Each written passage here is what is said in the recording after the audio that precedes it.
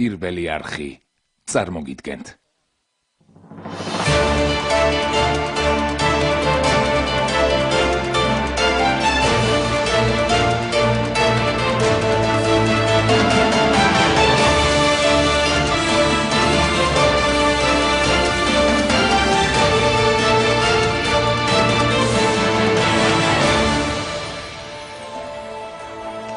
საღამოშვიდობისა დღეს ხუთშაბათია და 23 საათზე პირველი არხის ეთერშია პირველი თემა. საგანგებო რეჟიმი და აქციების გაშლა ეროვნული ფორუმის არჩეული გზა, განსხვავებული ტაქტიკა და გეგმები ოპოზიცია ხელისუფლების შესაძლებლად ცალ-ცალკე სიარულს ამჯობინებს. ხელისუფლების შეთავაზება ოპოზიციას და არჩევანი, რომლის წინაშე პოლიტიკური ოპონენტები დგანან. არის თუ არა დღეს სწორედ ის დრო პროცესებმა მოლაპარაკების მაგიდასთან გადაინაცვლოს. მაშინაც დღეს პირველი თემა წარმოგიდგენთ.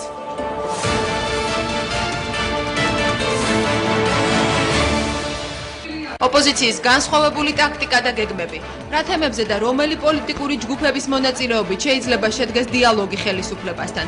საპატრიარქო სიტუაციის განმუხტვის მიზნით მორი განცხადებას ავრცელებს. ხელისუფლებამ უნდა ქმედითი ნაბიჯები გადადგას დაძაბულობის განმუხტვისათვის. იქნება ეს რიგგარეში არჩევნები, მოლაპარაკებები თუ სხვა. აი არის ამ განცხადების შინაარსი. თუ გინდათ რომ საქართველოში განიმუხტოს სიტუაცია, ქვეყანას უნდა ყავდეს ახალი პრეზიდენტი და დამთავრდა რა. კარგი იქნება, თუ ეს განცხადება გახდება ხელისუფლებისათვის სერიოზული საფუძველი გაფიქრებისა. ვისკენაც მოგუწოდებს პატრიარქი, ამისათვის ჩვენ უნდა დავსვათ პირველ რიგში მოვილაპარაკოთ საარჩევნო კანონმდებლობაზე, საარჩევნო გარემოს ცვლილებაზე, პოლიტიკური, ასე ვთქვათ, თამაშის წესებზე. ჩვენი ქვეყნისთვის და რეალური პოლიტიკური სიტუაციის განმოხტვისთვის საუკეთესო ვარიანტი იქნება ფიქრი და მზადება ვადამდელი საპარლამენტო არჩევნებისათვის. ხელისუფლების შეთავაზება ოპოზიციას და ოპოზიციის არჩევანი. პირველი თემის შეკითხვებს ირაკლი მელაშვილი, ლევან მებხვაძე, რუსუდან კერვალიშვილი უპასუხებენ. პირველი თემა პირდაპირ ეთერში ჩვენი გადაცემის პირველი ნაწილის სტუმარი გახლავთ ეროვნული ფორუმის პოლიტიკური მდივანი ირაკლი მელაშვილი. საღამოშვიდობის ბატონო ირაკლი. დიდ მადლობას მოგახსენებთ გადაცემაში მონაწილეობისათვის. ბატონო ირაკლი, რადგან საერთო ტაქტიკაზე შეთანხმება ასე ჭირს, ჩვენი ტაქტიკა და გეგმა გვექნება, ასე ახსნა გუბან სანიკიძემ ეროვნული ფორუმის გადაწყვეტილება. რაში მდგომარეობს ფორუმის განსხვავებული გეგმა და ტაქტიკა? პირველ რიგში ამაღლების დღესასწაულს გილოცავთ ყველას, ჩვენს მაყურებელსაც. არანაირი ძირითად საკითხში განსხვავება ოპოზიციას შორის, ოპოზიციურ პარტიებს შორის არ არის. ჩვენ ერთნი ვართ იმ მოთხოვნაში, რომელიც ითვალისწინებს სააკაშვილის გადაყენებას და ვადამდელი საპრეზიდენტო და საპარლამენტო არჩევნების ჩატარებას. რაც შეეხება იმას, თუ როგორ უნდა მივახციოთ ამ მიზანს, მე ვფიქრობ, რომ იმ საპროტესტო მოძრაობამ, რომელიც თბილისში იყო გაშლილი 9 აპრილიდან მოყოლებული, გარკვეულ მიზანს და სერიოზულ მიზანს მიაღწია. ჩვენ წავართვით ხელისუფლებას დედაქალაქი და მისი მხარდაჭერა სააკაშვილის და ნაციონალური მოძრაობის ქალაქში მინიმალურია, მაგრამ როგორც წავართვით დედაქალაქი ხელისუფლებას, ასევე უნდა წავართვათ მთელი საქართველო. ჩვენ უნდა გავიდეთ რეგიონებში, უკაცრავად დავამთავრებ. უნდა გავიდეთ რეგიონებში, შევხვდეთ იქ მოსახლეობას, იმიტომ რომ ისინი დიდწილად არიან საინფორმაციო ვაკუუმში, ისინი დიდწილად არიან დატერორებულები. და ამიტომ ჩვენ თვითონ ლიდერები უნდა ჩავიდეთ, შევხვდეთ ამ ხალხს და მთელი საქართველო უნდა დავაყენოთ ფეხზე, იმისათვის რომ სააკაშვილი მშვიდობიანი გზით, კონსტიტუციური მეთოდებით, მაგრამ უნდა გაუშვათ ხელისუფლებიდან და რიგგარეში არჩევნები დაინიშნოს. ეს არის პოლიტიკური კრიზისის განმუხტვის ერთ-ერთი საშუალება. ბატონო ირაკლი, წავართვით თბილისი, როდესაც თქვენ ამბობთ, ადრეც თუნდაც გავიხსენოთ ჩარშანდელი საპრეზიდენტო არჩევნები. მაშინაც ამბობდა ოპოზიცია, რომ თბილისი პირწმინდად წააგო მიხეილ სააკაშვილმა და თბილისი არის ოპოზიციური. მაშინ რაში მდგომარეობს ამჟამად ამ თვენახევრიანი აქციების მიღწევა? მაგრამ პირწმინდად არ წაუგია, სააკაშვილმა წააგო თბილისი, მაგრამ დღეს მას 3-ჯერ და 4-ჯერ უფრო ნაკლები მხარდაჭერა აქვს დედაქალაქში, ვიდრე ჰქონდა თუნდაც 2005 წლის საპრეზიდენტო არჩევნებს. ამ აქციების მნიშვნელობა იყო ძალიან დიდი, იმისათვის რომ ჩვენ დაგვენახებინა და ვაჩვენეთ საქართველოშიც და მთელ მსოფლიოშიც, რომ სააკაშვილი ვერ იქნება აქ სტაბილურობის გარანტი, რომ სააკაშვილი თავად არის ქვეყანაში დესტაბილიზაციის ერთ-ერთი მთავარი წყარო და ჩვენ ვაჩვენეთ მთავარი, რომ ქართველი ხალხი კი არ დაიღალა სააკაშვილთან ბრძოლით, არამედ ის მზად არის პერმანენტულად იბრძოლოს მანამ სანამ მიზანს მიაღწევს. ეს იყო ძალიან მნიშვნელოვანი ამ 9 აპრილიდან 26 მაისამდე პერიოდში, მაგრამ ეხლა ჩვენ ვიმყოფებით ისეთ სიტუაციაში, რომ თბილისის ოპოზიციური რესურსი მთლიანად არის გამოყენებული. ეხლა საჭიროა ის პროცესი და ის პროცესები, რომელიც იყო დედაქალაქში, გადავიდეს რეგიონებში, იქ არის უამრავი ადამიანი, ოპოზიციურად განწყობილი უამრავი ადამიანი, არაინფორმირებული. ჩვენ უნდა ჩავიდეთ, შევხვდეთ მათ, აუხსნათ ყველაფერი, რაში მდგომარეობს ჩვენი მოძრაობის მიზანი და თუნდაც ის რომ რატომ უნდა გადადგეს სააკაშვილი, იმიტომ რომ დასამალი არ არის რომ თბილისის განწყობა ერთია და სააკაშვილს აქვს გარკვეული მხარდაჭერა რიგი მიზეზების გამო, მათ შორის საინფორმაციო ვაკუუმის გამოც, რომელიც არის რეგიონებში, ყავს ეს რეგიონებში აქვს ეს მხარდაჭერა რეგიონებში და ჩვენ ამ ოჯახებში უნდა მივიდეთ, ამ ადამიანებს უნდა შევხვდეთ და მართლაც ერთ დღეს, როდესაც საუბარია იმაზე, რომ ჩვენ მოგვიწევს დაუმორჩილებლობის რეჟიმზე გადასვლა, თუ კი სააკაშვილი არ წავა დათმობებს და არ დაემორჩილება ხალხის ნებას, ეს დაუმორჩილებლობა რუსთაველის პროცესზე ვერ განხორციელდება. ეს უნდა განხორციელდეს საქართველოს მასშტაბით. პრინციპული განსხვავება იმის გამო თუ რატომ ირჩევს ეროვნული ფორუმი შედარებით განსხვავებულ ტაქტიკას აქამდე არსებულ ტაქტიკას. კი ბატონო, ყოველ შემთხვევაში თქვენ ამბობთ, რომ გახვალთ რეგიონებში. პრინციპული განსხვავება მხოლოდ ამაში მდგომარეობს რეგიონებში გასვლაში? არა, ჩვენ გქონდა ცოტა სხვა პოზიცია და ცოტა კი არა მნიშვნელოვნად განსხვავებული პოზიცია იმაზე თუ როგორ უნდა გამართულიყო 26 მაისი და არ მიგვაჩნდა სწორედ ის გაგრძელება, რაც სტადიონიდან გამოსულმა ლიდერებმა აირჩიეს. ეს იყო სამებაში მისვლა და ასე ვთქვათ პატრიარქისგან მოლოდინის შექმნა, რომ პატრიარქი რაღაცა ტიპის პოლიტიკურ განცხადებას გააკეთებდა.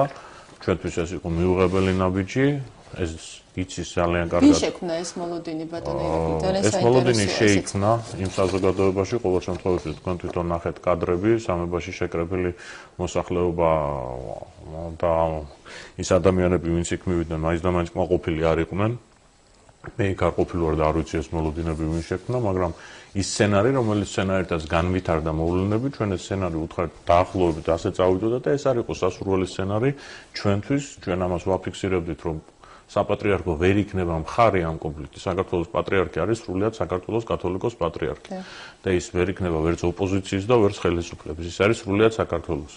აქედან გამომდინარე, ჩვენთვის არსებობს ხოლმე სიტუაციები, როდესაც პრინციპულად არის რაღაცა მიუღებელი და ეს არ იყო ისეთი თემა, რომ ახლა მოდი უბრალო აქცია გავმართოთ, სადღაც პიკეტირება მოვაწყოთ თუ არ მოვაწყოთ, მაგრამ როდესაც რაღაცა პრინციპულად არის მიუღებელი, პოლიტიკური ორგანიზაცია და პოლიტიკოსმა უნდა მიიღოს გადაწყვეტილება იმის და მიხედვით, რაც მას სწორად მიაჩნია და არა იმის მიხედვით, ეს მას რეიტინგს დაუკარგავს, მომხრევს და 26 მაისის შემდეგ მიიღეთ თქვენის გადაწყვეტილება, ბატონო? რის შემდეგ?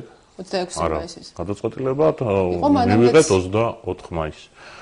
და როდესაც ეს გახდა პრინციპულად შეუთავსებელი იმასთან, როგორ ჩვენ წარმოგვედგინა ამ აქციის გაგრძელება და განსაკუთრებით საპატრიარქოს თემა ვიმეორებ, ეს არის ძალიან სათუთი თემა და ძალიან სათუთად უნდა მოეპყრას ამას საზოგადოება, იმიტომ რომ მე ძალიან კარგად მახსოვს მცდელობები ხელისუფლების მხრიდან, რომ შეტევა მიეტანათ საპატრიარქოზე და ჩვენი უნებლი ექმედებით არ უნდა ჩავიდინოთ ისეთი რამე, რომელიც ჭრილს მიაყენებს კათოლიკოს პატრიარქის ავტორიტეტს, ან თუნდაც ეკლესიის ავტორიტეტს. ბატონო ირაკლი, მოდით ეს სიტუაცია შევაფასოთ, რაც მოყვა პოლიტიკურ სპექტრში, ზოგადად საპატრიარქოს განცხადების მოსმენას, ნებავთ პატრიარქის განცხადების მოსმენას, 2 დღის წინ და დღევანდელ განცხადებას. ამდენად გამართლებულია ის, რომ ორივე მხარე ფაქტობრივად, როგორც ოპოზიცია, ასევე ხელისუფლება ცდილობს სათავისოდ გაიგოს, ასე შეიძლება დავარქვათ, ის განცხადებები, რაც ჩვენ დღეს მოვისმინეთ საპატრიარქოს მხრიდან. მე ვფიქრობ, რომ მოსახლეობა საკმაოდ კარგად ერკვევა განცხადებების შინაარსს. და მოსახლეობამ თავისი ყურით მოისმინა ის, რაც იყო დღეს ოფიციალური განცხადება საპატრიარქოსი და მას მაინც და მაინც დიდი, ასე ვთქვათ, გაშლა და განვითარება, თუნდაც პოლიტიკოსების მხრიდან ერთი მხარეს იქნება თუ მეორე მხარეს არ სჭირდება. იქ იყო ნათლად ნათქვამი, რომ რიგარეში არჩევნები და მოლაპარაკება. ეს იყო მე მგონი საკმაოდ კაფეოდ ჩამოყალიბებული პატრიარქის მხრიდან და უნდა შეისმინოს ერთმა მხარემაც და მეორე მხარემაც და მე მიმაჩნია, რომ ეს იქნება სწორი. რაც შეეხება მცდელობებს იმისა, რომ საპატრიარქო ვინმე რამეში გამოიყენოს და იქ ძალიან უცნაური განცხადებებიც მესმოდა, რომ ვიღაცა პატრიარქი შეაშინა და ცოტა უხერხული არის ამაზე საუბარი. მე ვფიქრობ, რომ ყველა ემოციები უნდა დაიოკოს, როდესაც ასეთ საკითხზე გვაქვს საუბარი და კიდევ ერთხელ ვიმეორებ. მე ძალიან კარგად მახსოვს, როგორ მიდიოდა ხელისუფლების მხრიდან საპატრიარქოს წინააღმდეგ ღია მუშაობა და აქტიური 2003 წლიდან მოყოლებული და ჩვენ უნებლიეთ არ უნდა გავხდეთ ამისი ხელშემწყობი. ბატონო ირაკლი. და რაც შეეხება საპატრიარქოს პოზიციას, ის იყო მკაფიოდ ჩამოყალიბებული იმ დღესაც, როდესაც მიტინგი მასთან მივიდა და ის იყო მკაფიოდ ჩამოყალიბებული დღესაც, როდესაც ითქვა, იქ იყო საუბარი ამ პარტაუნობაზე. და ადამიანებმა რაღაცეების ცოტა ზედმეტის უფლება არ უნდა მისცენ თავის თავს და მესიად არავინ არ უნდა წარმოიდგინოს ამ ქვეყანაში თავი. და მეორე მხრივ, როდესაც უკვე პოლიტიკურ კრიზისში იყო, პოლიტიკურ კრიზისზე გააკეთა განცხადება, პატრიარქმა და საპატრიარქომ დააფიქსირა აბსოლუტურად სწორი პოზიცია. იმ დღეს, როდესაც ხალხი იქ მივიდა, პატრიარქის სხვა პოზიციას ვერ დააფიქსირებდა, იმიტომ რომ ეს შეიძლება უბედურების მიზეზი გამختارიყო უბრალოდ და პატრიარქს ეს ყველაზე კარგად ესწრება. იმ დღეს სანამ ხალხი მივიდოდა სამებაში ეროვნული სტადიონიდან, თან არაერთხელ მოვისმინეთ, რომ გეგმა შეიცვალა, ანუ ხალხი ლიდერებთან ერთად წავიდა სამებაში, ლიდერების ნაწილთან ერთად. როგორ იგეგმებოდა მანამდე 26 მაისი რომ არა სამებაში წასვლა, რა გეგმა ჰქონდათ 26 მაისის აქციის ორგანიზატორებს? ფორუმს ჰქონდა თავისი გეგმა წერილობით სარდგენილი, მე შემიძლია ახაც წარმოვადგინო ეს გეგმა. რომელიც ითვალისწინებდა, რომ უნდა გადავსულიყავით ახალ ეტაპზე. ეს ახალი ეტაპი იყო ზუსტად ის, რაც ვთქვი, რომ ჩვენ წავართვით თბილისი და წავართვათ ახლა უნდა რეგიონები. უნდა გავსულიყავით რეგიონებში, თბილისშიც პერმანენტული აქციები უნდა გაგრძელებულიყო, მაგრამ ჩვენ დაახლოებით 50 ლიდერი არის დღეს ოპოზიციაში. და არის ძალიან დიდი რესურსი იმისა, რომ გავიდეთ, შევხვდეთ ამ ხალხს, შიშიდან გამოვიყვანოთ და ესენი ჩავაყენოთ ამ ბრძოლაში ჩვენი თანამოქალაქეები. იმიტომ რომ ყველანაირი გამოცდილება, რაც საქართველოში არის ოპოზიციური მოძრაობის გამსახურდიას პერიოდიდან მოყოლებული. ყოველთვის კი სიტუაცია წყდებოდა თბილისში, მაგრამ რეგიონები თამაშობდნენ გადამწყვეტ როლს. თქვენი გეგმა გასაგები ბატონო ირაკლი, უშუალოდ 26 მაისს გულისხმობ, როდესაც ხალხი შეიკრიბა ეროვნულ სტადიონზე, შემდეგ რა გეგმას განიხილავდნენ ლიდერები? არა, მე არ ვიცი იქ შემდეგ რა გეგმას განიხილავდნენ, მე იქ არ გახლით და ჩემი მეგობრები, 26 მაისის გეგმა განხორციელდა ის, რაც დაიგეგმა. აი ის იყო ის გეგმა, რომელსაც ჩვენ წინააღმდეგი ვიყავით და წამოვედით, ოღონდ დღეს რაღაცა განცხადებები იყო, რომ ეს ყველაფერი უცნობის დაგეგმილი იყო. ეს არ არის სწორი, არ შეიძლება უცნობზე გადატეხო და ლევან გაჩეჩილაძეზე ჯოხი, იმიტომ რომ ამ გეგმას უჭერდა მხარს, თუ არა და უჭერდა მხარს პოლიტიკური პარტიების ლიდერები, რომლებიც იქ იყვნენ წარმოდგენილი, თუ არა და გეგმა არ განხორციელდებოდა. მე ვიცი, რომ ალასანიამ დააფიქსირა პოზიცია, რომ ის არ წავიდოდა საპატრიარქოში. დანარჩენი პოლიტიკური პარტიის ლიდერებმა დაუჭირეს ალბათ მხარი ეს მათ უნდა კითხოთ, ყოველ შემთხვევაში გადაწყვეტილება იქნა მიღებული და ეხლა ერთ კაცზე ხელი შეწმენდა ამ პროცესზე, მე ვფიქრობ, არ იქნება სამართლიანი და არ იქნება სწორი. მაგრამ ეხლა ერთი რამეც მინდა ვთქვა, იცით, აი სულმუდმივი ისინი რომ რაღაცა განხეთქილება მოხდა და ეხლა რაღაც ჩვენ სწორედ ამასთან დაკავშირებით ვსურდა კითხვა დამესვა, როდესაც ამბობს თუნდაც ეროვნული ფორუმი, ალასანიას ალიანსი, კონსტანტინე გამსახურდიას პარტია, რომ ისინი ერჩევენ განსხვავებულ ტაქტიკას, მაგრამ ეს არ არის არავითარ შემთხვევაში გამიჯვნა და ეს არ არის განხეთქილება. ბატონმა გუბასანიკიძე მახსნა კიდეც დღეს, რომ ერთობა, რომელიც არ ყოფილა ვერ დაიშლებოდა კი ბატონო, გასაგებია ყველასათვის, რომ ეს არ ყოფილა რამე ალიანსი, მაგრამ როდესაც არის განსხვავებული პოზიციები, როდესაც ვისმენთ, რომ ვირჩევთ განსხვავებულ ტაქტიკას, განსხვავებული გეგმები გვაქვს, მაგრამ საერთო სტრატეგიული მიზანი არის ერთი. ასეთი განსხვავებული შინაარსის განცხადებების მოსმენისას ხომ არ გაჩნდება თუნდაც თქვენს მხარდამჭერებში დაბნეულობა? თუ მხარდამჭერები კარგად მოისმენენ და გაიგებენ, მე ვფიქრობ, არ უნდა გაჩნდეს და მე ვიტყვი მარტივ რამეს, ის რომ თბილისში აპირებს ვიღაცა დარჩენას და აქციების გამართვას, ეს ხელს არ უშლის ის, ვისაც მიაჩნია საჭიროდ რეგიონებში წავიდეს და აქციები იქ გამართოს. ამიტომ ეს განსხვავებული ტაქტიკა შეიძლება ჩვენი ძალა იყოს და არა სისუსტე. მე უბრალოდ სულ მოყავს ეს მაგალითი, არ შეიძლება რინგზე გახვიდეს საბრძოლველად და ცალიხელი შეკრული ქონდეს. ჩვენ ცალიხელი ვჭუბობდით, იმიტომ რომ თბილისის გარდა ფაქტიურად არსად არ ვერძებდით სერიოზულ დასახდენს. ჩვენ მთელი ძალების საზოგადოების უნდა გავაერთიანოთ იმ მიზნის მისაღწევად, რაც გვაქვს. თუ მიზანი გვაქვს სააკაშვილის გაშვება, მაშინ ჩვენ გვჭირდება რეგიონების მხარდაჭერაც. იმიტომ რომ დღეს სააკაშვილს აქვს ესეთი არგუმენტი. უცი ხო იზახდა, რომ არავინ არ უჭერს მაგათ მხარს. ეხლა კი ყველგან იძახის, რომ ხო აიო თბილისი ოპოზიციურად არის განწყობილი, მაგრამ რეგიონები მე მიჭერენ მხარს. ეხლა იმ კაცს უნდა დავანახოთ, რომ რეგიონებიც არ უჭერენ მხარს. თორე კიდევ ერთხელ ვიმეორებ, თბილისის რესურსი ჩვენ ფაქტიურად ამოვწურეთ და ყველანაირი პიკი რაც შეიძლებოდა განგარიყო 9 აპრილი და 26 მაისი რო ავიღოთ პირობითად ასე ვიტყო, ყველანაირი პიკი გაკეთდა. ყველა ცენტრალური ხელისუფლების ყველა შენობა პიკეტირებული. არც ერთ შენობაში კაციშვილი არ ზის დამლაგებლის გარდა. ამიტომ სხვა მოქმედების ტაქტიკაც უჭირდება და ეს სხვა მოქმედების ტაქტიკა არის გაშლა რეგიონებში და თუ კი მწვავე აქციებზე არის საუბარი იმისათვის, რომ დაუმორჩილებლობაზე გადავიდეთ და სააკაშვილის რეჟიმს აიძულოთ გადაწყვეტილებების მიღება. ამისათვის ჩვენ გვჭირდება რეგიონების ჩართვა, ამისათვის ჩვენ გვჭირდება იმ ადამიანებთან მისვლა, ახსნა, რატომ, რისთვის უნდა გაკეთდეს და რა იქნება ამ ქვეყნის მომავალი. ისევ აქციების ფორმას განიხილავს ეროვნული ფორუმი ხელისუფლებასთან სასაუბროდ. როდესაც საუბრობდით რამდენიმე წუთის წინ საპატრიარქოს რჩევაზე, საპატრიარქოს განცხადებაზე, იყო საუბარი ამ განცხადებაში, რომ ხელისუფლებამ უნდა გადადგას ნაბიჯი ვითარების განსამუხლად ან რიგგარეშე არჩევნების, ან მოლაპარაკებების გზით. თუ კი მართლაც გაიმართა ხელისუფლებასთან მოლაპარაკებები, განიხილავს თუ არა ამ მოლაპარაკებებში მონაწილეობას თქვენი პოლიტიკური ძალა? გასაგებად, მოლაპარაკებების ჯგუფი იყო გაკეთებული, ეს ჯგუფი არსებობს. პირველი შეხვედრა შედგა. პირველი შეხვედრა იყო აბსოლუტურად, ასე ვთქვათ, უშედეგო იმ თვალსაზრისით, რომ ხელისუფლება არაფერზე მზად არ იყო საუბარი. მე მაპატიეთ, მაგრამ ახლა სერიოზულად განვიხილოთ, რასაც სააკაშვილი გვთავაზობდა მსოფლიო კრიზისის საკითხები და ჩრდილოეთ კორეის განიარაღების საკითხები, მაპატიეთ რა. მაგრამ ჩვენ ამაში კომპეტენტურები არ ვართ. 5 პუნქტიანი გეგმა, რომელიც შეხვედრის შემდეგ წარმოიშვა 5 პუნქტიანი გეგმა, ოპოზიციამ დადო თავისი გეგმა, ეს არის 6 პუნქტიანი გეგმა, რომელიც იმ 5 პუნქტსაც ითვალისწინებს, ოღონდ იმ 5 პუნქტიან გეგმაში იყო ყველაფერზე საუბარი გარდა ერთის. როგორ განვუხტოთ პოლიტიკური კრიზისი. თუ ხელისუფლება აღიარებს იმას, რომ ქვეყანაში კრიზისია, პოლიტიკური კრიზისია, მაშინ ჩვენ უნდა დავსხდეთ და ვისაუბროთ იმაზე, როგორ განვუხტოთ ეს კრიზისი. მაგრამ თუ ხელისუფლება იძახის, რომ არანაირი პოლიტიკური კრიზისი ქვეყანაში არ არსებობს. ხოლმე რომ ამ კრიზისიდან გამოსავალი მხოლოდ რიგგარეშე საპრეზიდენტო არჩევნები. რიგგარეშე საპრეზიდენტო და საპარლამენტო არჩევნები, რა თქმა უნდა, იმიტომ რომ კრიზისი არის გამოწვეული იმისგან, რომ ხელისუფლებამ დაკარგა ნდობა. თუ რამე სხვა კრიზისი არის, მითხარით. დღეს მანამდე და დღეს გაკეთებული განცხადებიდან გამომდინარე, ვიმსჯელებთ, ხელისუფლებამ შესაძლოა განიხილოს თვითმმართველობის არჩევნების დროზე ადრე ჩატარების საკითხი.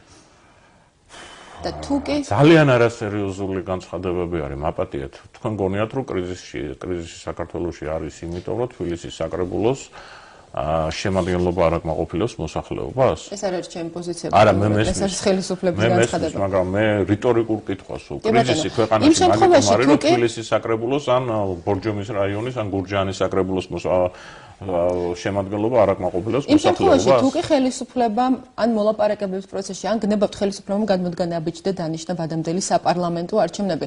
ასეთ შემთხვევაში რა გზას მიმართავს ოპოზიცია? კარგად ახსოვს ალბათ მაყურებელსაც, ჩვენს გვახსოვს თებერვალში გამოქვეყნებული სამოქმედო გეგმა ეროვნული ფორუმის მიერ, მანამ სანამ თქვენ შეუერთდებოდით 9 აპრილის ორგანიზატორ პარტიებს, როდესაც თქვენ წარმოადგენთ თქვენეული ხედვა თუ როგორ უნდა ებრძოლოთ სააკაშვილის ხელისუფლებას და მაშინ განაცხადეთ, რომ თქვენ ვერ მიიღეთ გარანტიები დანარჩენი ოპოზიციისაგან, რომ ისინი ბოიკოტს გამოუცხადებდნენ შესაძლო საპარლამენტო არჩევნებს, თუ კი პრეზიდენტი ამ არჩევნებს დანიშნავდა. ეს იყო მაშინ, როდესაც ეროვნული ფორუმი არ შეუერთდა იანვარში ხელმოწერილ ოპოზიციის დეკლარაციას. ამჯერად როგორია ფორუმის პოზიცია საპარლამენტო არჩევნების დანიშვნის შემთხვევაში? ჩვენი პოზიცია არის უცვლელი.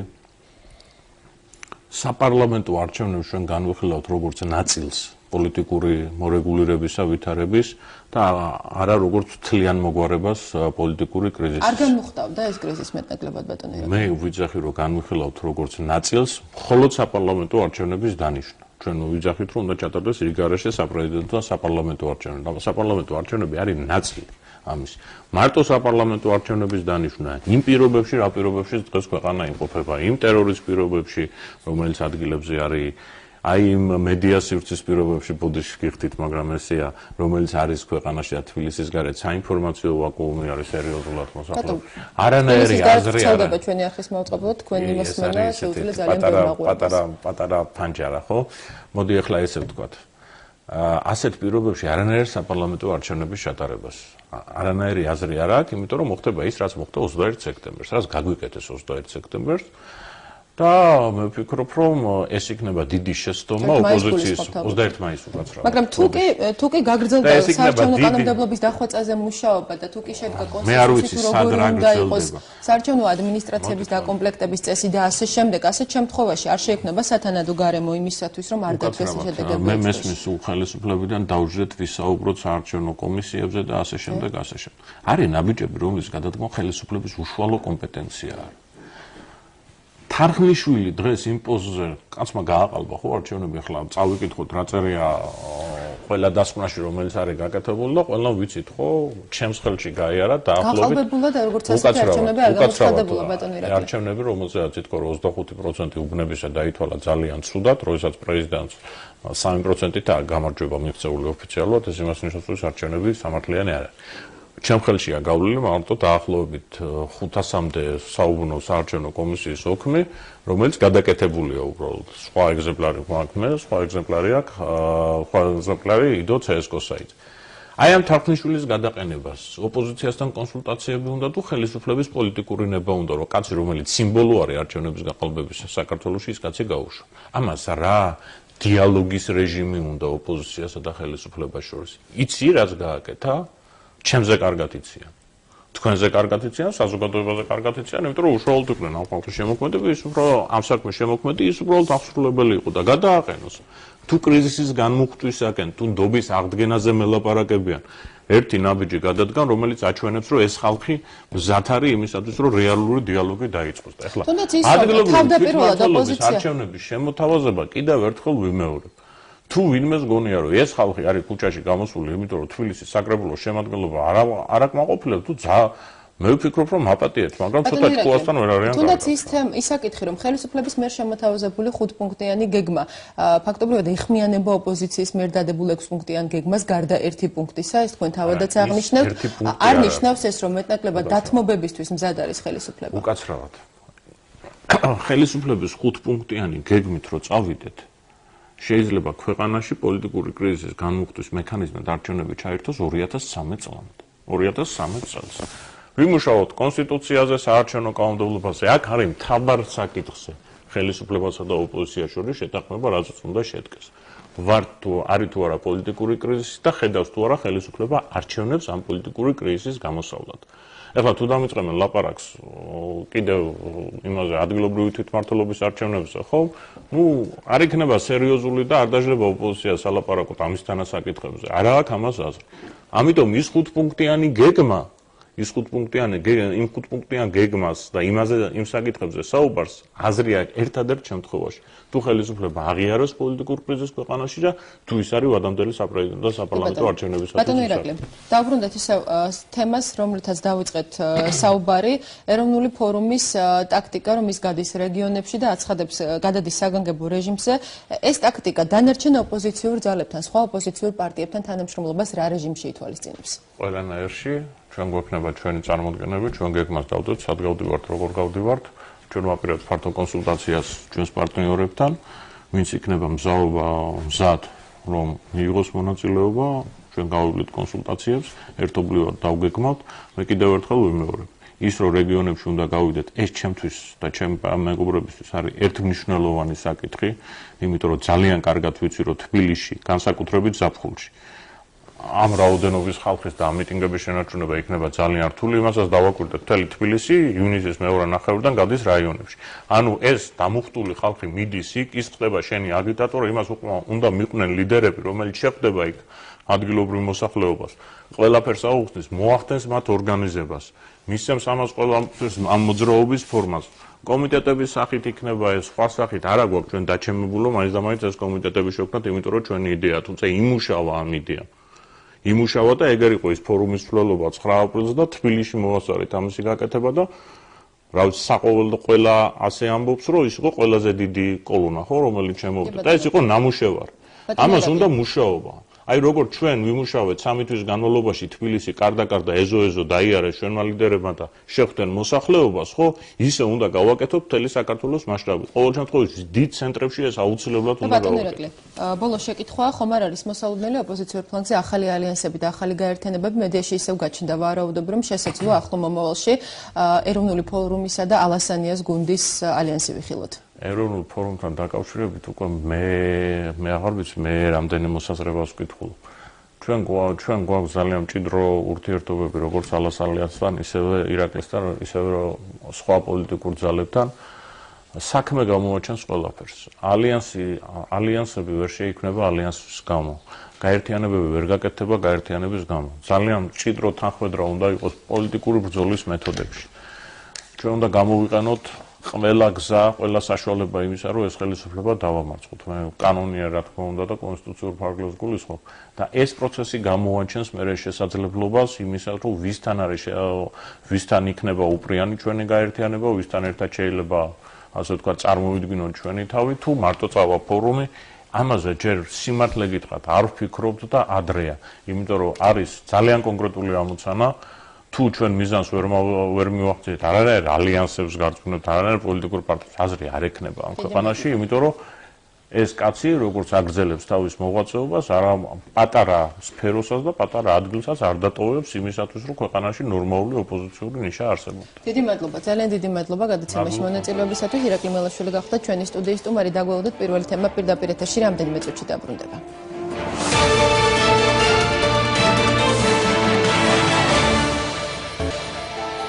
თემა კვლავ პირდაპირ ეთერში ჩვენი სტუდიის სტუმარი გახლავთ ფრაქცია ქრისტიან დემოკრატების წევრი ვიცე-სპიკერი ლევან ვეფხვაძე. საღამოშვიდობის ბატონ ლევან. დიდ მადლობას მოგახსენებთ გადაცემაში მონაწილეობისათვის. დიდი მადლობა თქვენ მოწვევისთვის. ბატონ ლევან, პირველ რიგში როგორც უმცირესობის წარმომადგენლ სულ შევაფასოთ ის ვითარება, რასურათაც დღეს ვხედავთ, ოპოზიცია ამბობს, რომ ოპოზიციის გარკვეული ძალები ამბობენ, რომ ისინი ირჩევენ განსხვავებულ ტაქტიკას და არა ერთიანობას, როგორც აქამდე ხდებოდა თვენახევრის განმავლობაში.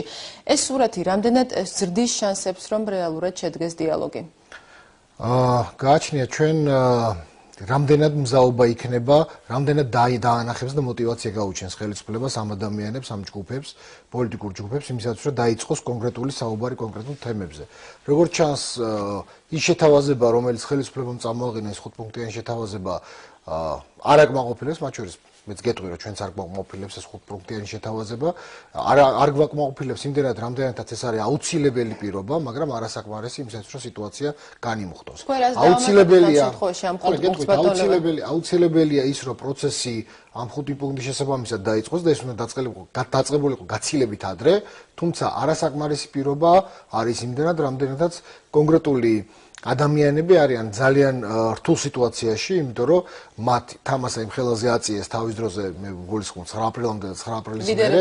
ხო, ლიდერების მერე, ამიტომაც ამ შემთხვევაში ყველამ უნდა შეეცადოს, რომ ერთმანეთს დაეხმაროს კონკრეტული სიტუაციიდან გამოსავლის ძიებაში და ამიტომაც ხელისუფლებამ ეს мотиваცია უნდა გააჩინოს და როცა ჩვენ სხვათა შორის საუბრობდით 7 პუნქტიან შეთავაზებაზე, მე გულისხმობ ქრისტიან დემოკრატებს ერთ-ერთი არსი სწორედ ამ შეთავაზებისა ხელისუფლების მიმართ იყო ის, რომ ამ 7 პუნქტის დაკმაყოფილების შემთხვევაში იქნებოდა გარკვეული დამატებითი სტიმული, мотиваცია იმისათვის, რომ პოლიტიკური პროცესის მიმართ ნდობა აღდგენილიყო და ეს პოლიტიკური ძალები კონკრეტულად ყველაზე ვერ ვიტყვით ნამდვილად, იმიტომ რომ ყველა ნამდვილად არ არის დაინტერესებული პროცესის ნორმალურ და სტაბილურ ვითარებაში განვითარდეს, მაგრამ არიან ძალები საკმაოდ დიდი ნაწილი, სხვა შორის იმ ოპოზიციისა, რომელიც აქციებს აწყობს, რომელიც მზად არის სწორედ აი ამ რეჟიმში მივიდეს გარკვეულ კონკრეტულ ლოგიკურ შედეგამდე და ეს შედეგი შეიძლება იყოს ზუსტად ის ვადამდელი არჩევნები, რასაც დღეს თუნდაც იყო საუბარი, იმიტომ რომ ჩვენ ქრისტიან დემოკრატები მთელი 2-3 თვე უკვე საუბრობთ იმაზე, რომ პროცესი გვჭირდება, რომ გადავიყვანოთ რაღაცა სტაბილურ გარემოში. სტაბილური გარემო ვადამდელი არჩევნებია ის, რასაც თქვენ დაამატებდით თუნდაც ხელისუფლების 5-პუნქტიან შემოთავაზებას. თავად არასაპარლამენტო ოპოზიციაც ამბობს, რომ ხელისუფლების 5-პუნქტიან შემოთავაზება მეტნაკლებად იმეორებს მათ მიერ დადებულ 6-პუნქტიან გეგმას, თუმცა მათთვის ამ საკითხთან ნუსხაში პირველი საკითხი არის პრეზიდენტის უპირობო გადადგომა და ვადამდელი საპრეზიდენტო არჩევნები. როცა ვადამდელ არჩევნებს ვამბობთ, ფრაზას ვადამდელ არჩევნებს, ძალიან ზოგადი ფრაზაა, იმიტომ რომ ამ არჩევნებში გულისხმობა ან საპრეზიდენტო, ან საპარლამენტო, ან ადგილობრივი თვითმმართველობის არჩევნები. ამიტომ ნებისმიერი ამ შემთხვევისთვის ჩვენ ქრისტიან დემოკრატებს მიგვაჩნია, რომ უნდა ქონდეს გარკვეული სცენარები დიალოგისთვის, სამივე სცენარი შეგვიძლია განვიხილოთ და მე გეტყვით მაგალითად ჩვენ კონკრეტულ შემთხვევაში რას შევთავაზებდით მხარებს იმისათვის რომ დაწყებულიყო დიალოგი. დაუშვათ დავიწყოთ ვადამდელი საპარლამენტო არჩევნებით, ან ვადამდელი თვითმმართველობის დაუშვათ. და ბოლოსთვის მოვიტოვოთ საპრეზიდენტო არჩევნები, იმიტომ რომ ეს გაცილებით რთული თემაა და ბოლოს ვილაპარაკოთ ამაზე. დაუშვათ დავიწყოთ ადგილობრივი თვითმმართველობის არჩევნები. თუ დაიწყება მსჯელობა ვადამდელ ადგილობრივი თვითმმართველობის არჩევნებაზე. ჩვენ მიგვაჩნია რომ მანამდე არის გასაკეთებელი ძალიან ბევრი ნაბიჯი გადასადგმელი. ნომერი პირველი ეს არის კონსტიტუციის ახალი რედაქცია, რაზეც ჩვენ დავიწყეთ მუშაობა და ჩვენ მიგვაჩნია რომ უმთავრესი პრობლემა ერთ-ერთი რაც ამ ქვეყანაში ბოლო რამოდენიმე წელია არსებობს არის დაიწყო 2004 წლის 6 თებერვალს, თუმცა ამანამდეც იდეალური არ იყო, ცხადია, მაგრამ ამან კიდევ უფრო დაამძიმა 2004 წელს, ანუ 5 წლის წინ დაიწყო ეს პროცესი, როცა კონსტიტუცია პრაქტიკულად კონსტიტუციაში ჩვენ მივიღეთ მონარქი პრეზიდენტი, რომელიც არის ერთმართველი. ამიტომ დაბალანსებული სისტემა უნდა მივიღოთ, ვადამდელი არჩევნებისთვის ჩვენ უნდა მოამზადოთ საარჩევნო სისტემის და ადმინისტრაციების რეფორმირება, ჩავატაროთ ვადამდელი არჩევნები თვითმმართველობის, რომ პარალელურ რეჟიმში ჩატარდეს რეფერენდუმი სწორედ ამ კონსტიტუციაზე. ეხლა ჩვენ ეს სცენარი რას გვაძლევს? გვაძლევს იმას, რომ ოპოზიციას აქვს შანსი, რომ ყველა დიდ ქალაქში, ბოდიში, მათ შორის თბილისში მათ ყავდეთ პირდაპირ არჩეული მერი, ეს იმას ნიშნავს, რომ ჩვენ დავძლევთ ამ ქალაქებში სააკაშვილის ხელისუფლებას და ახალი კონსტიტუციის შესაბამისად უკვე დღის წესრიგში დადგება უკვე ახალი არჩევნები და რომელი იქნება საპრეზიდენტო თუ საპარლამენტო, ამას უკვე გადაწყვეტს კონსტიტუციის გარდამავალი თავები, რომელზეც უნდა იმიჯნოს. ეს პირველი სცენარი. ეხლა მეორე სცენარი დავუშვათ, საუბრობ და თანხმდებით საპარლამენტო ადემდელ არჩევნებზე. ამ შემთხვევაში როგორ წარმოგვიდგენია? ამ შემთხვევაში ჩვენ მიგვაჩნია, რომ საკონსტიტუციო რეფორმის შედეგად ჩვენ უკვე კონსტიტუცია უნდა მივიღოთ არა რეფერენდუმის გზით, არამედ შეიძლება უკვე არსებულმა პარლამენტმა მიიღოს ეს კონსტიტუცია, მაგრამ გარდამავალ თავებში იწერება, რომ კონსტიტუციის მიღების შემდეგ და ეს უკვე პრეცედენტი ხდება შემდგომში, რომ ნებისმიერი ცვლილება კონსტიტუციაში იწვევს პარლამენტის ავტომატურ დაშლას და კონსტიტუციური ცვლილება, ან ეს ახალი რედაქცია შევა სწორედ ახალი პარლამენტის ფუნქციონირების დაწყების მომენტში. პარლამენტი მიიღეს თუ არა კონსტიტუციის პროექტს, ეს გახდა ის ერთ-ერთი საკითხი, რის გამოც უარი განაცხადა არასაპარლამენტო ოპოზიციამ ჯგუფში ჩართვაზე. ეს არ არის მოტივი, იმიტომ რომ ეს საკითხი არ არის გარკვეული და ამიტომ წინასწარ დასკვნების გაკეთება ასე თქვა არ შეიძლება. მე გეუბნებით აი სავარაუდო სცენარებს. ეხლა მესამე სცენარი დავუშვათ. რატო ლაპარაკობ, რომ ჩვენ ქრისტიან დემოკრატებს ყოველთვის ვთილობთ კონკრეტული გეგმით წავდგეთ ჩვენი ამორჩეულის წინაშე და ამ შემთხვევაში თუ ჩვენ კონკრეტულ თემებს განვიხილავთ, აი აბსოლუტურად კონკრეტულ სცენარებს თავაზობთ ახლა ჩვენ მხარეებს და ჩვენ საზოგადოებას. რაც შეეხება ვადამდელ საპრეზიდენტო არჩევნებს, არის ყველაზე რთული თემა, იმიტომ რომ ჩვენ ვიცით, რომ ხელისუფლება ჯერჯერობით ამაზე არ წამოვა, მაგრამ ვაიდა წამოვიდა, ხო?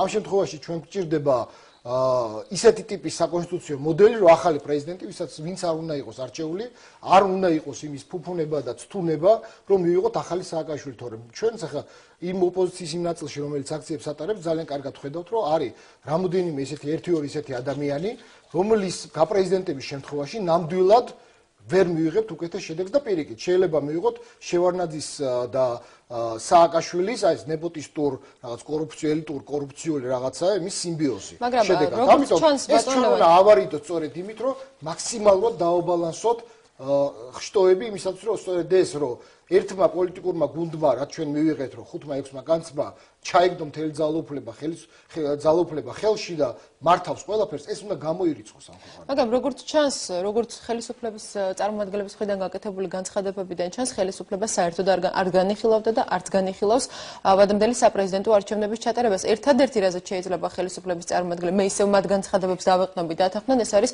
ადგილობრივი თვითმმართველობის არჩევნების შედარებით დროზე ადრე ჩატარება. ადგილობრივი თვითმმართველობის ეს სცენარი თუნდაც პირველი სცენარი, რომელიც თქვენ ახსენეთ. თვითმმართველობის ბოდიში რომ გაწყვეტინებ, ადგილობრივი თვითმმართველობის არჩევნები ეს არ არის ახალი თემა, ეს არის ჯერ კიდევ 9 აპრილამდე მათ მიერ გაჟღერებული თემა და მე მგონი რომ პოლიტიკური რეალობა ამ ორ თვეში გაცილებით განსხვავებულია და ამიტომ ასე ვთქვათ საწყისი პირობები ცოტა განსხვავებულია მით უმეტეს დღევანდელი განცხადების მერე.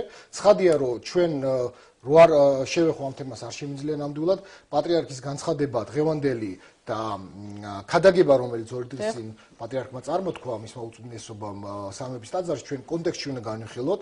ანუ ეს არის ის გზა რომელთაც ჩვენ უნდა წავიდეთ, ეს არის ჩვენი ეგრეთ წოდებული საგზაო რუქა. კი ბატონო, პატრიარქის განცხადებას რაც არის ჯამში ამაში არის ის რომ პირველი ჩვენ არ გვჭირდება ნებისმიერი ტიპის რევოლუციები, რომელიც ჩვენ გქონდა, ეს იყო 91-12 წლები თუ ეს იყო ეგრეთ წოდებული ვარდების რევოლუცია, რომლის შედეგად სხვა შორის პატრიარქმა აღნიშნა, რაც მივიღეთ, კარგად ვნახეთ და ეს იყო ძალიან კაფიო სიგნალი ხელისუფლებისთვის, იმიტომ რომ ვარდების რევოლუციის მერე ეს ხელისუფლება მივიღეთ ჩვენ.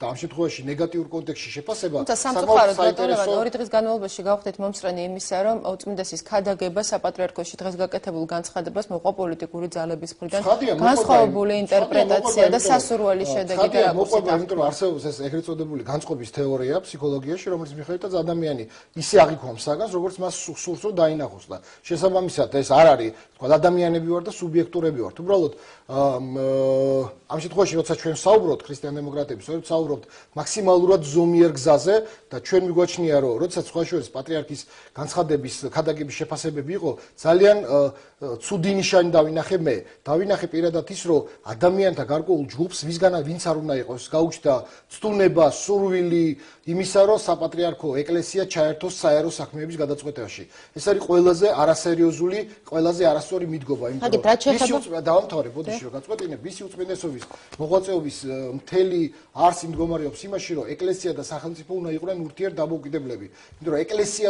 როგორც კი ჩაერვება საერო საქმეებში იმ წუთში საერო ხელისუფლებას გაუჩნდება ცდუნება და სურვილი რომ ჩაერიოს საეკლესიო საქმეებში ეს პირველ რიგში აზარალებს ეკლესიაზე ყველაზე კარგად უწყის მის უწმინდესობას ამიტომ უნდა შევეშვათ ისეთ ტიპის განცხადებებს რაც ჩვენ ვაკეთეთ და რაღაცა პლენში იყო მისი უწმინდესობა ვიღაცა ცენზურებს უწესებდა ვიღაცა გამოვარდა და არ მოგვისმინდა ეს არ არის ხალხო ეს როგორ შეიძლება ეკლესიისთვის ჩვენ ყველანი ვართ სულიერი შვილები ყველანი ვართ მათ შორის ის ადამიანები რომლებიც იმ დღეს მივიდნენ წარწერში მოგწონს არ მოგწონს ეს ადამიანები ისინიც არიან ამ ეკლესიის შვილები და შესაბამისად ეკლესია ლოცულობს მათთვისაც ჩვენთვისაც და ყველასთვის და სხვა შორის ხელისუფლების ყველაზე უფრო მეტად იმიტომ რომ ხელისუფლებას ყველაზე მეტი შანსი აქვს რომ შეცდომა დაუშვას და თქო ცოდვილი იყოს იმიტომ რომ ხელისუფლება თავისთავად არის ბერკეტი როცა შენ მეტი შეეძლებლობა გაქვს სწორედ ამ შეცდომის ამიტომ ეკლესია ყოველთვის ლოცულობს ხელისუფლებაზე პირველ რიგში დღეს სხვა შორის ბატონ გუბას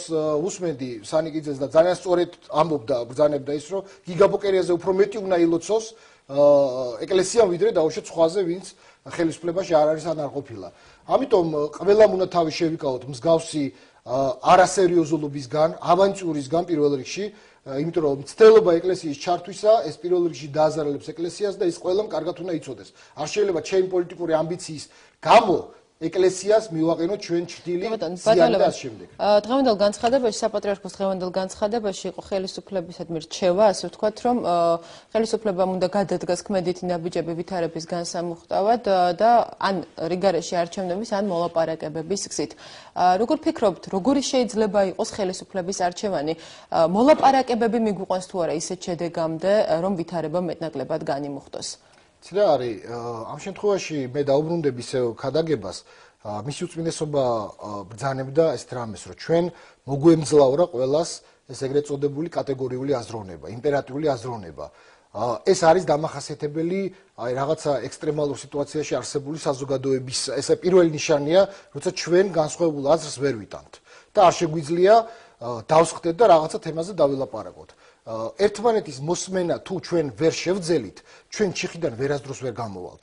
მე ყოველთვის მახსენდება ხოლმე რამოდენიმე თვის წინ იყო ზიმბაბვეს არჩევნები და CNN-ზე ყოველდღე იყო იმაზე მსჯელობა, აი როდის დაიწყებს ოპოზიცია და ხელისუფლება მოლაპარაკებას და მთელი მსოფლიო ჩავიდა იქ, რომ რაღაცნაირად დაესვათ და ჩვენ მართლა ზიმბაბვეს ხო არ უნდა დავემსგავსოთ, იმიტომ რომ რაღაცა კულტურა მე მგონი რომ შედარებით უფრო დემოკრატიის კულტურა ჩვენთან ცოტათი მაღალი მაინც უნდა იყოს, მე ასე მიმაჩნია. კარგით, თუ კი დაუშვათ სწორედ ეს არის რომ თუ შენ ხარ ასე ვთქვათ ამ ქვეყნის შვილი თუ ეკლესიის შვილი ხარ მაშინ უნდა დაუგდო ყური საჭედით ყოფილს ეკლესიისა შენ სულიერ მოძღვარს და თქვა რომ მე დავჯდები მოვისმენ რას მეტყვიან მე ჩემსას ვეტყვი მაგრამ თვითონ ის ფაქტი რომ ვიღაცა გეუბნება რომ მოდი დაილაპარაკე და შენ ამას ეძახიო ეს არის წარმოუდგენელი როგორ გაკადრეს ეს რატო თვითონ ეს არის აი ჩვენი კატეგორიული აზროვნება იმიტომ რომ თუ იყვნენ თავის დროზე სიტყვას თქვა იგივე მაინადირაძე გიგაბოკერია ხო რითი გამოირჩეოდნენ წინამოწევის პარლამენტში სწორედ აზროვნების ამ კატეგორიულობით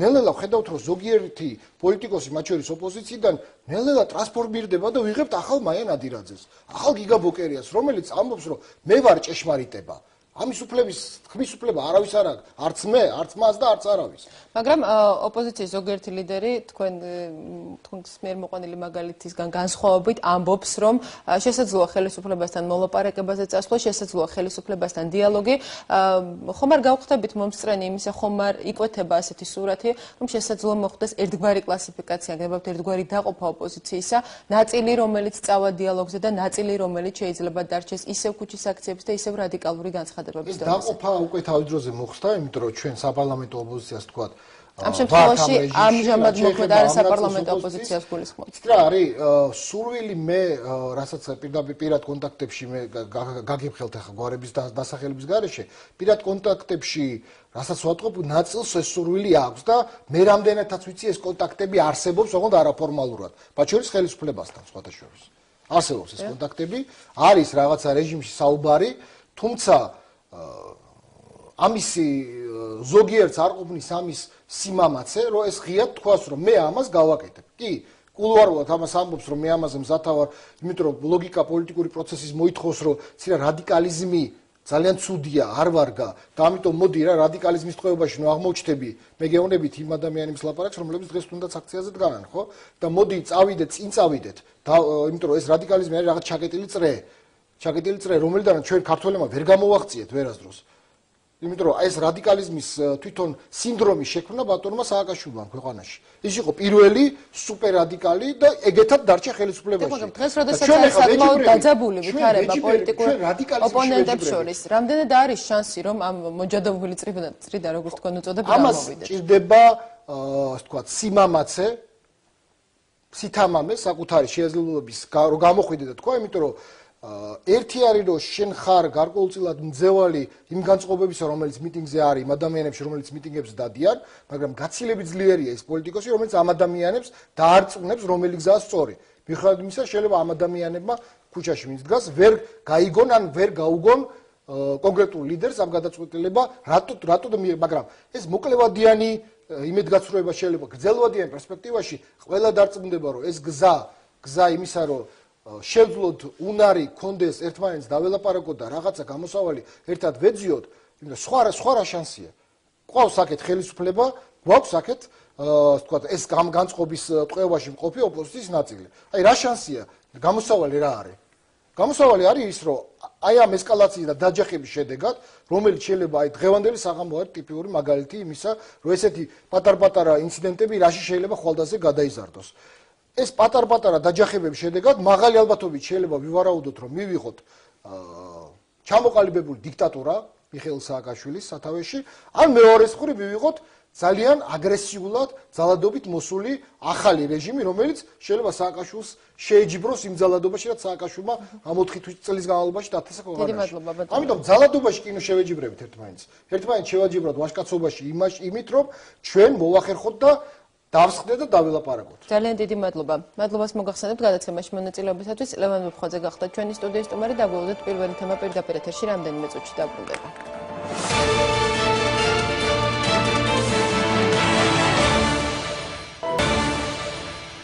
პირველი თემა კვლავ პირდაპირ ეთერშია. ჩვენი სტუდიის სტუმარი გახლავთ საპარლამენტო უმრავლესობის წევრი ვიცე-სპიკერი რუსუდან კერვალიშვილი. საღამოშვიდობის ქალბატონ რუსუდან. დიდ მადლობას მოგახსენებთ გადაცემაში მონაწილეობისათვის. ქალბატონ რუსუდან, არის თუ არა დღეს სწორედ ის დრო, რომ ხელისუფლებამ გადადგას პირველი ნაბიჯი კიდევ ერთხელ პირველი შეხვედრის შემდეგ და ოპოზიცია შესთავაზოს რეალური დიალოგი? მე პირველ რიგში მინდა მოგილოცოთ დღევანდელი ბრწყინვალე დღესასწაული. დიდი მადლობა მოგახსენოთ მოწვევისათვის და მე ვფიქრობ, რომ ყოველთვის არის ის დრო და დღესაც მით უმეტეს რომ ხელისუფლებამ გადადგას ნაბიჯი და კიდევ ერთხელ მოუწოდოს ოპოზიციას დიალოგისაკენ. იქნება ეს რეალური გამოსავალი თუ კი ვხედავთ რომ ხელისუფლების შეთავაზებები ოპოზიციისათვის არის არაადეკვატური? მე ვფიქრობ რომ ის შეთავაზებები რომელიც არის ხელისუფლების მხრიდან შეთავაზებული პრაქტიკულად მიუხედავად იმისა რომ აქამდე შეიძლებოდა ითვლებოდა რომ არ იყო ისეთი მისაღები ოპოზიციისთვის ყოველდღიურად უფრო წმუნდებით ამაში რომ ეს შეთავაზებები ნამდვილად არის საჭირო დროული და მოქმედებას რეალურს წინ არაფერი არ უდგას სასწრაფოდად გადაუდებელია დიალოგის დაწყება. ანუ ხელისუფლება განიხილავს გამოსავლად ისევ იმ გზას ქალბატონ რუსუდან რაც აქამდე არაერთხელ შესთავაზა ოპოზიციას. ჩვენ დღესაც მოვისმინეთ საპატრიარქოს განცხადებაზე ვსაუბრობდით ჩვენი გადაცემის პირველი და მეორე ნაწილის სტუმრებთანაც. საპატრიარქოს განცხადებაში იყო ესეთი წინადადება რომ ხელისუფლებამ უნდა გადადგას ნაბიჯები ვითარების განმუხტვის მიზნით ან რიგგარეშე არჩევნების ან მოლაპარაკებების სახით. ანუ ხელისუფლება განიხილავს ამჯერად ისევ მოლაპარაკებებს. საპატრიარქოს განცხადება და მისი უწმინდესობის განცხადება და ჯერ პირველ რიგში ძალიან დიდი მადლობა მინდა გადავუხადო მის უწმინდესობას, რომ კიდევ ერთხელ საქართველო გადაარჩინა იმ უმძიმესი შედეგისგან, რაც შეიძლება მოყოლოდა 26 მაისის მდგომარეობას და ეს იყო ძალიან დიდი რამ იტვირთა მის უწმინდესობამ, როდესაც ეს ნაბიჯი გადადგა და ეს კურთხევა. იყო საკითხი რეალურად ქაბატონ რუსუდან. საკურველია, როდესაც ასეთი რაოდენობა არის ადამიანებისა, რომელიც გამოთქვამენ თავიანთ პროტესტს, ამ პროტესტს გარკვეულწილად ჭირდება განმოხტვა და ის რომ ადამიანები და ხალხი დაემორჩილნენ მისი უწმინდესობის ლოცვა კურთხევას კიდე ერთხელ მოუწოდებს იმას, რომ ადამიანებს, ხალხს, საზოგადოებას ჭირდება აუცილებლად დიალოგი, აუცილებლად მოსმენა და ამიტომაც მე ვთვლი, რომ ძალიან აქტუალურია და გადაუდებელია კმედითი ნაბიჯების გადადგმა, პირველ რიგში მგვალმაგიდასთან დაждდომა, დიალოგის დაწყება, დიალოგის რეჟიმში გადასვლა. კაბატონ რუსუდან, რას ნიშნავს დღეს გაკეთებული განცხადება უმრავლესობის წევრების მხრიდან, რომ დაუყოვნებლივ უნდა დაიწყოს დიალოგი, ეს არის ახალი, რომლის მთავარი თემა იქნება არჩევნები. რას გულისხმობდნენ ამ შემთხვევაში უმრავლესობის წარმომადგენლები? არჩევნები ამ შემთხვევაში გულისხმობა საარჩევნო გარემოს დახვეწაზე მუშაობა თუ განიხილავს მეტნაკლებად ხელისუფლება რიგ გარეშე არჩევნების შესაძლებლობას? პირველ რიგში სანდო ვითარების შექმნა არჩევნების ირგვლივ. იმ საკითხებზე მოლაპარაკება, რასაც საკონსტიტუციო კომისია ითვალისწინებს. ნორმალური გარემოს შექმნა, რომ ყველას ჰქონდეს სამართლიანობის განცდა, რომ არჩევნები ჩატარდება იმ გარემოში, რაც ყველასთვის მისაღები იქნება საქართველოში, ცხოვრები ყველა ადამიანისათვის და თანაბრად სამართლიანი. და რაც შეეხება რიგ გარეშე არჩევნების შესაძლებლობას, შეიძლება თუ არა თუნდაც მოლაპარაკების პროცესში ეს საკითხი გახდეს განსახილველი ერთ-ერთ საკითხთა შორის ხელისუფლებისათვის. პოლიტიკა კომპრომისების ხელოვნებაა და თავისთავად ცხადია, რომ ის კომპრომისი, რომელიც შესაძლებელია, რომ მოხდეს ამ მოლაპარაკების საგანი, არის ძალიან მნიშვნელოვანი. არჩევნები მოლაპარაკების თემაა კონკრეტულად რა ეტაპი, როგორ, რა უნდა ჩატარდეს ქვეყანაში, ეს უნდა იყოს გათვალისწინებული სწორედ იმ მოლაპარაკებების პროცესში, რომელიც შედგება ოპოზიციასა და ხელისუფლებას შორის. მე ვფიქრობ, ეს არის გამოსავალი. მაგრამ ხელისუფლების წარმომადგენლების მხრიდან ჯერჯერობით, როდესაც ვაუბრობენ არჩევნებზე, ისმის მხოლოდ თვითმმართველობის არჩევნების ვადაზე ადრე დანიშვნის შესაძლებლობა, მაგრამ ოპოზიცია ამას აღიქვამს არაადეკვატურად და მეტიც ცინიკურ განცხადებად. განიხილავს თუ არა შესაძლებლობას ხელისუფლება გრემოთ მოლაპარაკების პროცესში, როგორც თქვენ ბრძანეთ, რომ კომპრომისების ხელოვნება არის თუ არა მზად ამგვარი კომპრომისისთვის ხელისუფლება, რომ დანიშნოს თუნდაც ვადამდელი საპარლამენტო არჩევნები. მე ვფიქრობ, რომ წინასწარი ყველა საუბარი და გამზადებული რეცეპტი სანამდე არ დაიწყება მოლაპარაკება, რასაკვირველია იქნება ძალიან ნაადრევი. პროცესში გამოიკვეთება ის, რაც შეიძლება მისაღები იყოს და ეს არის ძალიან მნიშვნელოვანი განსაკუთრებით სანდო ვითარების შექმნა, რომელიც მისაღები იქნება მოლაპარაკების ყველა მხარისათვის. ერთ-ერთი ყველაზე მნიშვნელოვანი საკითხი ალბათ არის საკონსტიტუციო კომისიის მიერ კონსტიტუციის იმ მოდელის შეთავაზება და შემუშავება, რომელზედაც ამჟამად მთელი წინაპირის განმავლობაში იყო საუბარი. მაგრამ კაბატონ რუსუდან, ჩვენ გვესმის ძალიან ხშირად ოპოზიციის წარმომადგენლების მხრიდან, თავიდან სანამ შედგებოდა პირველი შეხვედრა პრეზიდენტთან, რომ არ არსებობს ნდობა და შესაბამისად ოპოზიციას არ აქვს სურვილი აქედან გამომდინარე შეხვდეს ხელისუფლებას და ესაუბროს, რადგანაც შედეგს ვერ დაინახავს. დღესაც გვესმის, რომ ნდობის ფაქტორის ნაკლებობის გამო ვერ შედგა შეხვედრა. როგორ უნდა, რა ნაბიჯი უნდა გადადგას ხელისუფლება იმისათვის, რომ ეს ნდობა აღდგეს. ოპოზიცია ამბობს, რომ დიალოგის გარეშე შეიძლება გადაიდგას ქმედითი ნაბიჯები, რაც დაარწმუნებს ოპოზიციას, რომ ხელისუფლება მზად არის რეალური დიალოგისთვის. ალბათ ყველაზე დიდი მნიშვნელობა ექნება სამოქალაქო საზოგადოების მაქსიმალურ ჩართულობას, იმიტომ რომ საქართველოში არ არის მარტო ხელისუფლება და არ არის ოპოზიცია, არის სამოქალაქო საზოგადოება სანდო, ძალიან სანდო და სწორედ იმ ადამიანების დიდი შემადგენლობით 50 ადამიანის საქართველოში სანდო ადამიანის შეუძლებელია რომ არ იყოს მაშინ ჩვენს ცხოვრებას და ქვეყანას აზრი არ ექნებოდა, რასაკვირველია შეიძლება ისეთი გარემოს შექმნა, რომელიც იქნება ორივე მხარისთვის სანდო და ამაზე ფიქრი გადაუდებელია, ეს არის კმედითი ნაბიჯი. სწორედ იმ ადამიანების შერჩევა, რომელიც ორივე მხარის ნდობას გამოიწვევს. თუკი მე მინდა გავიხსენო ბატონ ლემანოვ-ხოცის განცხადება, რომელიც მან გააკეთა ჩვენთან ეთერში და მანამდე ხელისუფლების წარმომადგენლებს ეს დაუდასტურებიათ ეს ჩვენთან, რომ მიმდინარეობს ფარული შეხვედრები, თუ შეიძლება ასე ითქვას, ოპოზიციის წარმომადგენლებს. ყოველ შემთხვევაში არსებობს კონტაქტები, მაგრამ ღიად ჯერჯერობით ამაზე საუბარს ხელისუფლებას და ოპოზიციაც გაორპის. ვინ არიან ეს ძალები? არის თუ არა ეს შეხვედრები ოპოზიციის ყველა წარმომადგენელთან? კი ბატონო, თქვენ თუ ვერ დაკონკრეტდებით, არის თუ არა ყველა ლიდერთან კონტაქტის შესაძლებლობა? მე ვფიქრობ, რომ ამისი აი ესე მე არც დადასტურება ამისი და არც უარყოფა არ შემიძლია, იმიტომ რომ მინდა გითხრათ, რომ ამასთან დაკავშირებით საქმის კურსში ისე არ მომყოფები, რომ საზოგადოებას ჩემგან მივაწოდო რაიმე ინფორმაცია, რაც იქნება ჭეშმარიტება, მაგრამ თქვენ პირადად არ ხართ ამ პროცესში ჩართული თუ? გითხრათ, ჩემი მოსაზრებას, შეიძლება რომ საქართველოში კონტაქტები ერთმანეთთან არ არსებობდეს ადამიანებს შორის, ეს გამორიცხულია. მე დარწმუნებული ვარ, რომ არიან ის ადამიანები, რომელიც ძალიან დაინტერესებული არიან, რომ საქართველოში პროცესები წარიმართოს ისე როგორც დემოკრატიულ ევროპული ცივილიზაციის ქვეყანას ეკადრება და რასაკვირველია, ალბათ არსებობს ის გზები, რომელიც მოინახება. მე ამ ინფორმაციას ამჟამად არ მაქვს ეს ინფორმაცია. ანუ ხელისუფლება არის მზად ესაუბროს თითქმის ყველა არასაპარლამენტო ძალას მიუხედავად მისი რადიკალიზმისა. რასაკვირველია.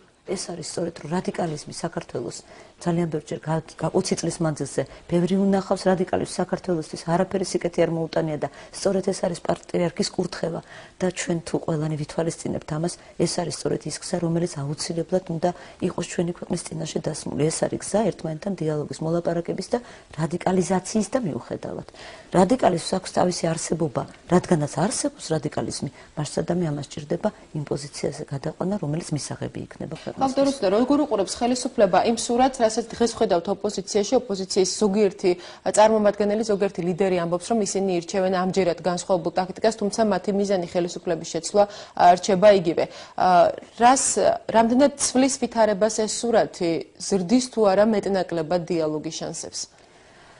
თავისთავად ცხადია, რომ ის რომ ოპოზიცია ირჩევს სხვადასხვა გზას და მეთოდს, ეს ნიშნავს, რომ უფრო რთული გახდება და მრავალფეროვანი მათთან დიალოგის შესაძლებლობები, რასაკვირველია, მაგრამ სწორედ ამაში მე ვფიქრობ, რომ ეს ქვეყანას ძალიან, იმიტომ რომ ეს ძალიან მნიშვნელოვანია, როდესაც ასეთ მრავალფეროვნებას ამ გამოწვევებს უნდა უპასუხოს ხელისუფლებამ, სწორედ იმით, რომ შეძლოს სულ ყველასთან სავალი გზების მოძებნა.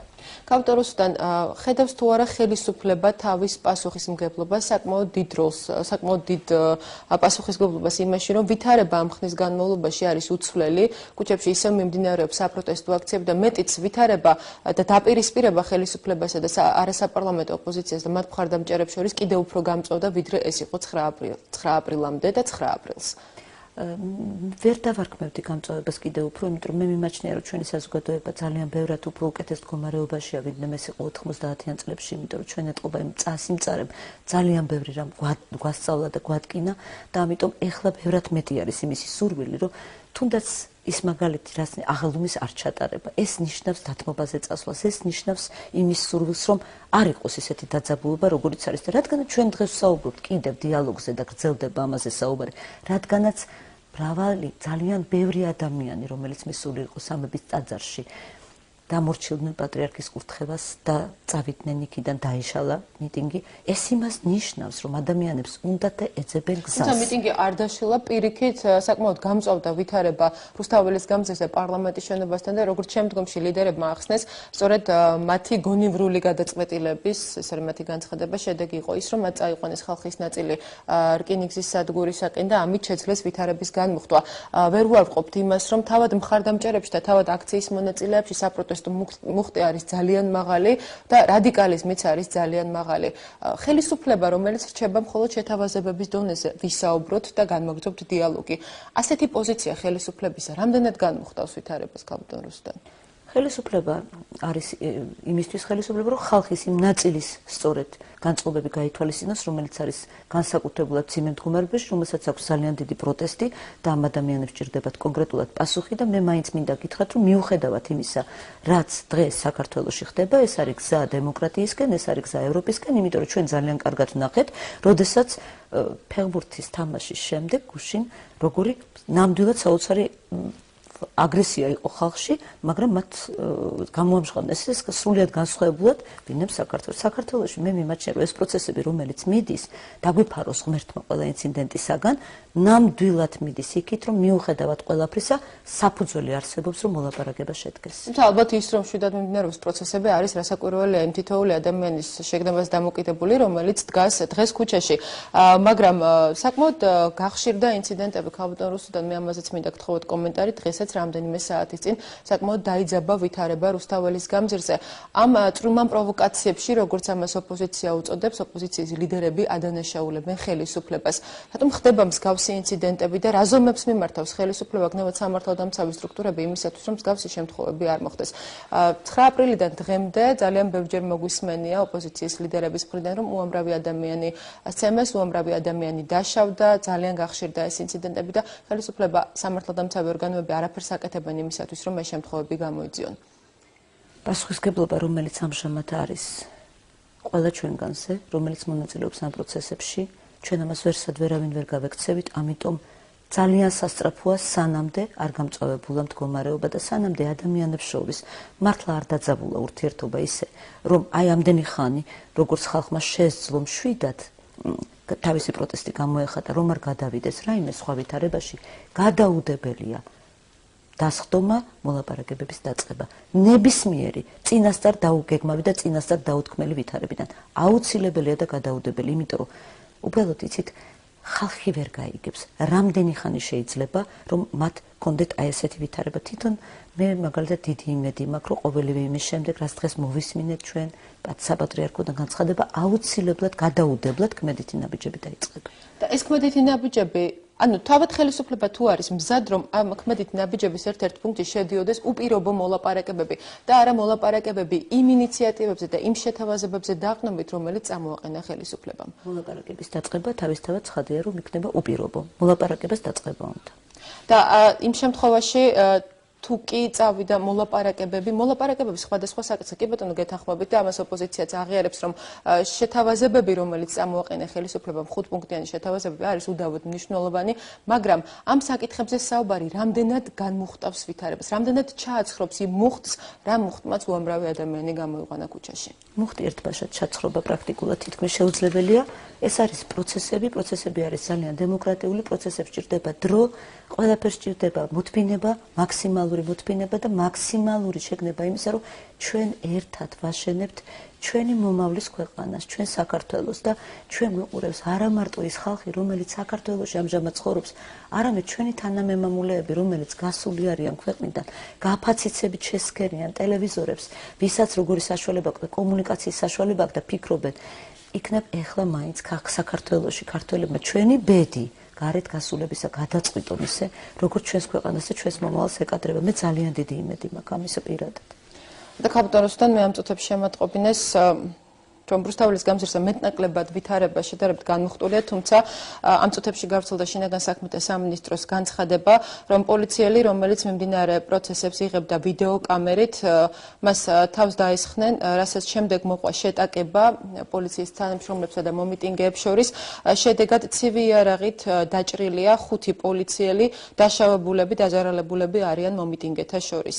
ეს არის კიდევ ერთი სამწუხარო ინციდენტი, რაც მოხდა დღეს რუსთაველის გამზირზე, თუმცა ვითარება, როგორც ამ წუთებში გვაცნობებენ, მეტნაკლებად განმუხტულია.